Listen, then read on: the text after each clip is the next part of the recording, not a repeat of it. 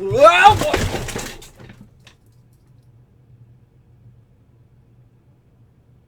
back!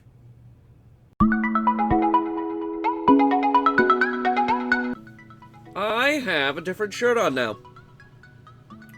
And everything back there is different. How'd that happen? So I have been vacationing in the Caribbean for, the past week. And no, contrary to what you may think, I haven't been on Vacation Island as depicted on Headhunter Gaming. So instead, I'm gonna go over what happened on vacation, and you guys are, I guess, gonna listen to that because that's all I have decided that this video is gonna be about. Sparky, for real. So we left from Baltimore, decent ship, Carnival Pride, decently sized as well, even though later in the trip that was put into perspective. More on that later. Decent ship, even if some of their design choices were a bit questionable.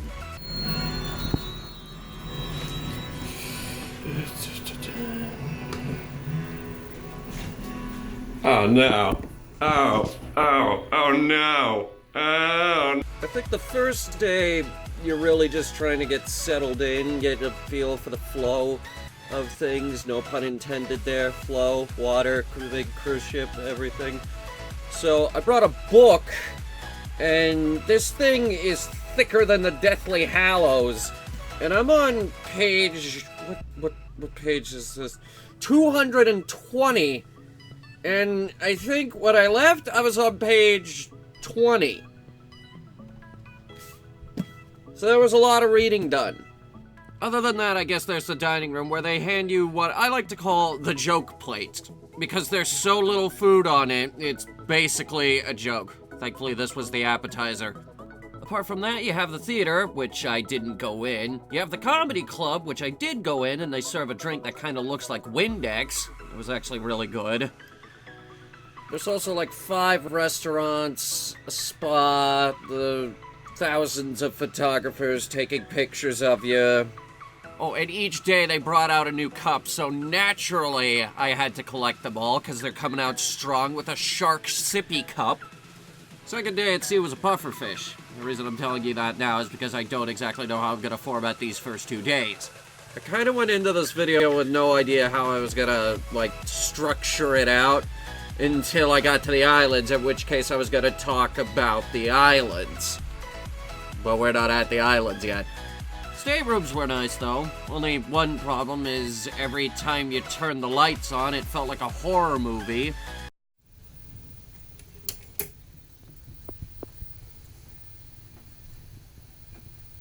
The casino had an interesting idea for a crane game, which was to just put large bricks of money in them. And that worked out for them for about 2 seconds with me. There was also the raffle where I didn't win anything. I did buy a new watch, though. Grand Turk is an island in the middle of the Caribbean that Google Maps looked like they had an aneurysm trying to take a picture of. This is an island that didn't waste any time. You get off the boat, there's the beach. Welcome to Grand Turk. Got my picture taken with John Glenn and then climbed on a lot of rocks. This is a very rocky beach, but there's still sand there, so it's not a rocky, rock-based beach. But nothing compares to the tiny hermit crab we found on this island. I mean, how can you look at this guy and not instantly fall in love with his beady little eyes? But then, it didn't take very long for our stay here to be completely ruined. They forced us out of the water on that side. Carnival magic. Yeah, you know what's magic? The fact that they haven't even docked yet. They're already ruining this vacation. Carnival Magic is a bigger ship of the Carnival line, but they also have more hot tubs, which was a running problem through the whole vacation. Also, it's unquestionably an uglier ship. Went to a gift shop where we found a lot of pirate souvenirs. including but not limited to some somewhat questionable shirts. Shiver my timbers, it is time to walk the plank. Ran into a Margaritaville clock I had to resist buying. This island had a bit of a theme with Margaritaville for some reason.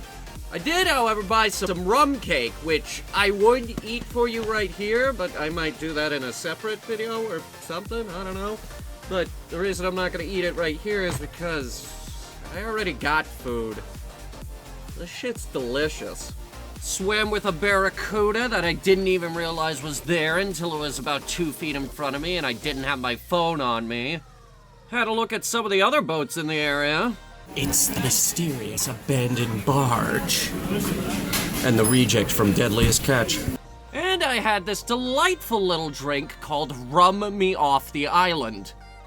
But we only got about 5 hours on the island until it was time to get back on the boat, but not before I met this incredibly tiny and incredibly adorable baby crab.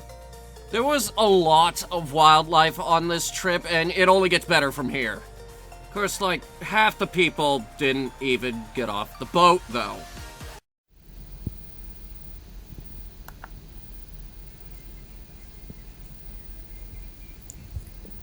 Go on the island, stupid! Another thing I absolutely had to get a picture of every single day was the stewards would leave you a towel animal in your room whenever they came to clean up. They were also all over the ship too, and if more cruise ships don't do this, I'm going to cry. Also, the cup for that day was a fish. Got that too. Either way, then we were back out of the ocean with the loud bands and the loudness, just loud. Everything is loud on this ship. See, the windiest part of the ship is out here. I'm not even sure you can hear me talking because the wind is going right into the microphone.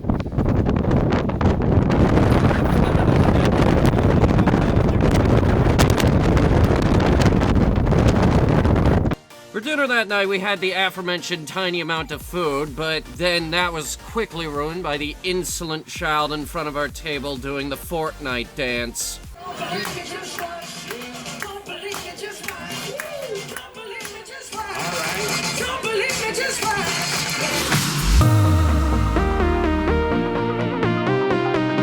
32 people actually live on this island. That gives you an idea as to how small this island was. It was actually pretty rad because the boat anchors itself offshore, you get on a smaller boat and that takes you in. There was something really off about this beach though. It felt fake. It very much felt like someone had built the beach, not just the things on it. Wasn't all bad though, I got to swim with stingrays. After that, took partake of the local cuisine from the Lobster Hack. Ran into a whole bunch of the local wildlife, which included a bunch of chickens and 1 cat. The sand on this beach was a lot finer, which really brought home the this feels like a fake beach feel. The shopping was also extremely lackluster. You came here for the beach, not the shopping, though. And they actually gave us a decent amount of time on shore before we had to get back on the boat, which is good because the water was fucking amazing. They didn't have a new cup for that day, though, which was incredibly disappointing. But at the end of the day, who cares? I swam with stingrays. Half the time you spend in Freeport is you wondering why the hell the ship stopped in Freeport. Though according to satellite images, ships are docking here all the time. Naturally, the only thing to do is to get up at 6 a.m., get on a bus, drive for 20 minutes to a boat, which drives for 20 minutes, and swim with dolphins. Naturally, this was the best birthday present ever, because it was my birthday. It's only natural to want to go out and do cool shit on your birthday. And folks, these guys are super cute and super well trained, actually. One is named Nina, the other one was Indy. Indy is 25, which is as old as I am now. Which means Indy is older than me. That's a long time to be swimming around in circles. Also took some pictures of birds, got my picture taken with birds, and there was a turtle. We took the coastal route back to the bus, which was rougher, but I got to drive a boat with enough people on it for it to concern you. Then you get back to the ship and you realize the main reason we're here is to refuel. So I guess they just put up the stupid little marketplace to keep people distracted of the fact that they're really here just to fuel the ship. I mean, who doesn't want to go shopping here? It's really hot and depressing. That's why I did dolphins. This felt like an island where you either book something to do or you don't get off the boat. Even then, most of the stuff on this island was recovering from a hurricane, so there wasn't much to see anyway. And the cop that day was a fucking carved coconut, so that's awesome. Then on the last day, sailing back to Baltimore, it rained, which was kind of depressing. This was the day I got the bulk of my reading done. They didn't have a new cup either, so I got this tiki cup, which satisfied my need for cups. This was also our last night in the dining room, and I got to try Baked Alaska, and whatever the hell this drink is, I don't remember what it was called, but it is fucking delicious, and if anybody ever goes on this boat and finds it on the last day of the dinner menu, tell me what it is. I will pay you for the information. It's worth noting, I had more alcohol on this trip than I've ever had in my entire life. And I still somehow managed to not even get even slightly tipsy. Which I guess that part's kind of a disappointment. At the end, it took like 3 hours to get everyone off the boat though. And then we had to wait for a shuttle bus in the 90-degree Maryland heat in order to get back to where we parked the car, and then we drove home. And now I'm here.